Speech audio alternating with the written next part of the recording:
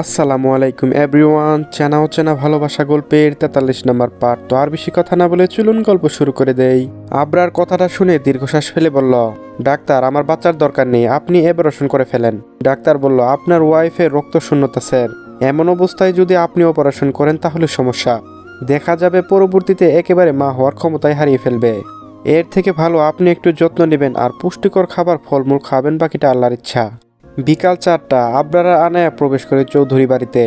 আনায়ার শরীর এখন অনেকটাই সুস্থ, পরপর 2টা স্যালাইন দিয়েছে রক্তের আর ভিটামিনের, তাই শরীরে আগের থেকে অনেকটা শক্তি পাচ্ছে। মুখের কোণেও হাসি লেগে আছে। আনায়া আবরারের বুকে মাথা ঠেকিয়ে হেঁটে আসে। আবরার এক হাতে আগলে রেখেছে পিছনের দিক থেকে। দুইজন ড্রয়িং রুমে প্রবেশ করতেই চোখে পড়ে আয়শা বেগমের। আয়শা আর আমজাদ বসেছিল দুইজন। হঠাৎ করে এইভাবে আশায় ভরকে গেছে দুইজন। আয়শা চৌধুরী স্তূপায় এগিয়ে আসে, উদ্বিগ্ন হয়ে পড়েছেন। ও আনায়, কি হয়েছে মা, শরীর ঠিক আছে তো? আনায়া মাথা তুলে তাকিয়ে মুচকি হেসে বলল, কিছু হয় না আম্মু, ঠিক আছে আমি।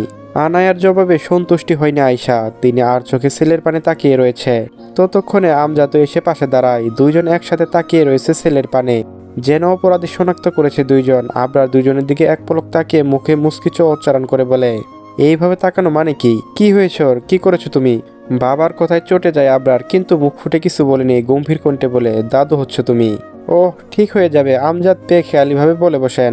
আবরার এ কথাটা মাথায় ঢুকতে কিছু সময় লাগে। কথাটা বুঝতে চোখ দুটো বড় বড় করে ফেলে। আয়শা বেগম হেসে ওঠে। আনায়ার লজ্জায় মাথা নিচু করে রাখে। এত খুশির খবর মিষ্টি ছাড়া এই খবর দেওয়া যাবে না। কথাটা বলে ছেলের দিকে তাকিয়ে আমজাদ বলে, এত সুন্দর একটা খবর, ভালো খবর হাসি মুখেও দিতে পারতে। মুখটা এমন পেঁচার মতো করে রাখো কেন সব সময়?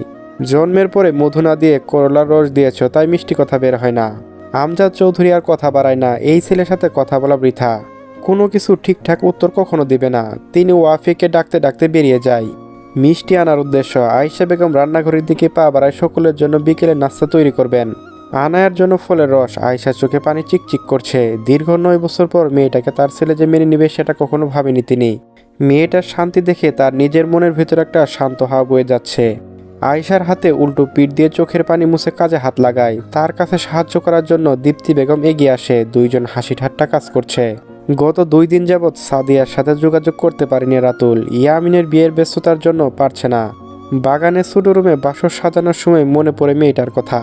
পকেট থেকে ফোন বের করে বাহিরের দিকে পা বাড়ায়। হাতে ফোন নিয়ে বাগানের দিকে এগোতে এগোতে নাম্বার ডায়াল করে। পরপর কয়েকবার রিং হয়ে রিসিভ করে সাদিয়া। রাতুল গলা খাকি দিয়ে বলে, ভালো আছো? আজ তো মুরগি রান।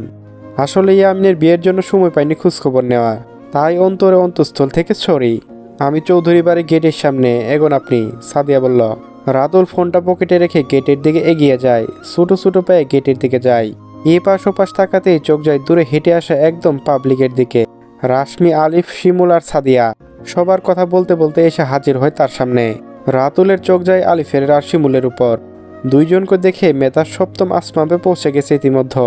বিরক্ততে মুখ কুচকে পাশে ফিরতে খুশি হয়ে যায়। খুশিতে লাফিয়ে উঠে মন। আরে রশি যে, কি খবর তোমার? রশির মুখের কোণে হাসি টেনে মিনমিন গলায় বলে, ভালো গেছে শ্বশুর বাড়ি। দুটো বান্ধবী বিয়ে হয়ে গিয়েছে। আমি এখনো সিঙ্গেল, শালার জিন্দেগি। রাতুল কিছু বলতে যাবে তার আগে চোখে পড়ে সাদিয়ার উপর। কটমট চোখে তার দিকে তাকিয়ে আছে। রাতুল সেই দিকে এক পলক তাকিয়ে চিন্তায় পড়ে, আল্লাহ গো, এ কোন মুসিবত। একা ছিলাম, ভালো ছিলাম, যখন তখন সুন্দরী মেয়ে দেখলে প্রপোজ করতে পেরেছি। আর এখন এই জল্লাদ বেটি, তাকাতেই পারি না। এডার বিয়ে করলে তো জিন্দগি বরবাদ হয়ে যাবে। বিয়ের কথা মাথায় আসতেই দুপাশে মাথা দুলায়। না না না, বিয়ে জীবনেও না। একা আছি, শান্তিতে আছি। বিয়ে করলে রাতুল তুই শেষ। একজন নিয়ে থাকতে হবে। অন্য মেয়ে পছন্দ হলেও কথা বলা যাবে না। প্রপোজ তো দূরের কথা, বিয়ের দরকার নাই ভাই, জীবন বরবাদ হয়ে যাবে। সাদিয়ার ধাক্কায় রাতুলের ভাবনায় ছেদ ঘটে। আজকে এইখানে দাঁড়িয়ে রাখার চিন্তা করছেন নাকি? সাদিয়ার কথায় রাতুল কিছু বলে না, সোজা হাঁটা ধরে বাড়ির উদ্দেশ্য। তার পিছন পিছন সকলে আসছে। ড্রয়িং রুম পেরিয়ে দোতলায় পা রাখে সবাই। আবরারের রুমে পেরিয়ে পাশের রুমে যায়। রশমি আর আলিফ একবার আনায়াকে দেখার আগ্রহ জাগালেও আবরারের কথা শুনে পা বাড়ায়নি ওইদিকে। নিস্তব্ধ রুমে এক কোণে জড়সড় হয়ে বসে আছে মারিয়া। হাতে ইয়ামিনের ফোন ঘাটাঘাটি করছে। পিছন থেকে রশ্মি গলা শুনে পিছন ফিরে তাকাতে আনন্দে আত্মহারা হয়ে পড়ে। হাসি হাসি মুখ করে এগিয়ে যায়। সবাইকে নিয়ে খাটে বসে গল্পতে মেতে ওঠে সকলে। আবরারের সাথে রুমে আসার পর থেকে 3বার বমি করেছে আনায়া। ফলের রস মুখে নিতে গা গুলিয়ে আসে। দৌড়ে ওয়াশরুমে যায়। গড় গড় করে বমি করে অবস্থা খারাপ হয়ে পড়ে। শরীর একদম নিস্তেজ হয়ে পড়ে। আবরার পাজা খুলে তুলে নিয়ে রুমে নিয়ে আসে। আনায়া নিস্তেজ মুখের দিকে তাকিয়ে রয়েছে, চোখে মুখে গম্ভীরতা আর চিন্তার ছাপ স্পষ্ট। আবরার খাটে শোয়াই দিয়ে ওয়াশরুম থেকে এক বালতি এনে নিচে রাখে। আনায়া মাথা উঁচু করে দেখে আবরারের কাণ্ড। বালতি এইখানে রাখছেন কেন? গা গুলিয়ে আসছিল, যেন দৌড়ে ওয়াশরুমে যেতে না হয় সেজন্য নিয়ে আসছি, শুয়ে শুয়ে বমি করতে পারবে। আনায়া খাটের কোণে মাথা এলিয়ে দিয়েছে, ঠোঁটের কোণে মুচকে হাসি ফুটে ওঠে। প্রিয়জনের কেয়ার, এক অদ্ভুত শান্তি বয়ে যায় বুকের ভিতর। আনায়া মুচকি হাসির দিকে তাকিয়ে আবরার মাথা নিতে হাত দিয়ে তুলে মুখের সামনে গ্লাস ধরে। আনায়া ফলের রসের দিকে তাকিয়ে নাক মুখ কুচকে ফেলে। খাবো না, এখনই আবার বমি শুরু হয়ে যাবে। খেয়ে বমি করো, খেয়ে বমি করলে সমস্যা নেই, শরীর এতটা খারাপ হবে না, খালি পেটে থাকলে তো সমস্যা। আনায়া এক চুমুক দিতে গা গুলিয়ে আসে, এক মুহূর্ত থেমে নিজেকে সামলে নেয়। কয়েকবার শুকনো ঢোক গিলে নিজেকে কিছুটা নিয়ন্ত্রণে এনে গ্লাসে চুমুক দেয়। গ্লাস ফাঁকা হতে আবরার দুটো ডিম মুখের সামনে ধরে। আমি ডিম খাবো না, কি বৃষ্টি বাজে গন্ধ। নাক টিপে খেয়ে ফেলল লক্ষ্মী মেয়ের মতো। আনায়া কথা না বলে শুয়ে পড়ে আষ্টে পিষ্টে কম্বল জড়িয়ে। আবরার মুখের দিকে থেকে কম্বল সরিয়ে মাথা তুলে বলে, এতগুলো দিন আমাকে উপোস রাখবে, কষ্ট লাগবে না জান? আনায়া ফেল ফেল করে তাকিয়ে থাকে কিছুক্ষণ, বলার মতো কিছু খুঁজে পাচ্ছে না এই মুহূর্তে। কিছুক্ষণ চুপ থেকে রয়। আবরার সেই সুযোগে হাতের ডিমটা মুখে পুরে দেয়। আনায়া নাক মুখ কুচকেল চিবাতে শুরু করে। পরপর কয়েকবার চিবিয়ে পাশ থেকে টকটক করে পানি খায়। বাগানের ছোট রুমের দরজার সামনে বড় বড় লেখা বাসর ঘর। তার ঠিক সামনের চেয়ারে পেতে বসে আছে রাতুল। তার আশেপাশে দাঁড়িয়ে রয়েছে গ্যাং, সাদিয়া, রাশমি, আলিফ, শিমুল, ওয়াফি। রুমের দরজায় বড় একটা চাইনিজ তালা ঝুলছে। ইয়ামিন হুড়মুড়ে রুমে প্রবেশ করতে নিলে চোখ যায় রাতুলের দিকে। ইয়ামিন বলে, তোরা এখানে কেন? রাতুল দাঁত কিলিয়ে বসে রয়েছে, তার পাশেই রশ্মি।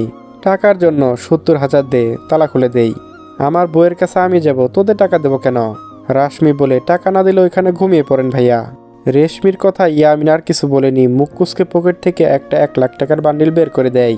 রাতুল হাত বাড়িয়ে টাকা নিয়ে তালা খুলতে ইশারা করে। ইয়ামিন হুড়মুড়ে প্রবেশ করে রুমে। রাতুল দরজায় কান পেতে দাঁড়িয়ে রয়েছে। বাকিরা দলে যেতে নিলেই বাধা সাধে রাতুল। আসল মজা দেখছে যা গাথার দল। অন্ধকার রুমে নীল ডিম লাইট জ্বলছে। খাটের মাঝখানে লাল রঙের শাড়ি পরে বসে রয়েছে মারিয়া, মাথায় বড় ঘুমটা। ইয়ামিন দৃঢ় পায়ে এগিয়ে যায়, এক পা করে এগোচ্ছে আর বুকের ধুকবুক বেড়ে চলেছে। ইয়ামিন ছোটো ছোটো পায়ে খাটের কোণে মারিয়ার সামনে বসে। বুকের ভেতরে অস্থিরতা বাড়ছে, কাপা কাপা হাতে ওড়না ধরতেই বিকট শব্দ খাট ভেঙে নিচে পড়ে। মারিয়ার ওড়না টান পড়তেই ঝুঁকে পড়ে। খাট ভাঙার শব্দ, বাহির থেকে শব্দ করে হেসে ওঠে সবাই, রাতুল সহ। ইয়ামিন বড় বড় পা ফেলে এগিয়ে গিয়ে দরজা খুলতেই রাতুল বলে ওঠে, আমার বন্ধুর পাওয়ার আছে বলতে হবে, শুরুতেই খাট ভেঙে গেল, শেষে কি হবে আল্লাহ জানে। ইয়ামিন বলে, ভালো কবে হবি? রাতুল বলে, কাল। ইয়ামিন কান টেনে ধরে। রাতুল দূরে চেঁচিয়ে ওঠে। তাদের এমন চিৎকারে চেঁচামেচিতে আবরার বড় বড় পা ফেলে নিচে এগিয়ে আসে, ধমকে উঠে বলে, বাদরের দল, মানুষ হবি না তোরা? তোদের মা যে অসুস্থ সেটা জানিস না, এরকম ছোটদের মতো এখনো চেঁচামেচি করছিস। আর একবার যদি আমার কানে শব্দ যায় তাহলে বরফের পানিতে চুবাবো। নিজের মতো কথা শেষ করে আবার এগিয়ে যায় আবরার। আশেপাশে সাদিয়া ছাড়া আর কেউ নাই, সবাই আবরারের ধমকে চলে গিয়েছে। ইয়ামিনও দরজা লাগিয়ে দিয়েছে। রাতুল নিচে বসে পড়ে, পাশে সাদিয়াকে বসাই।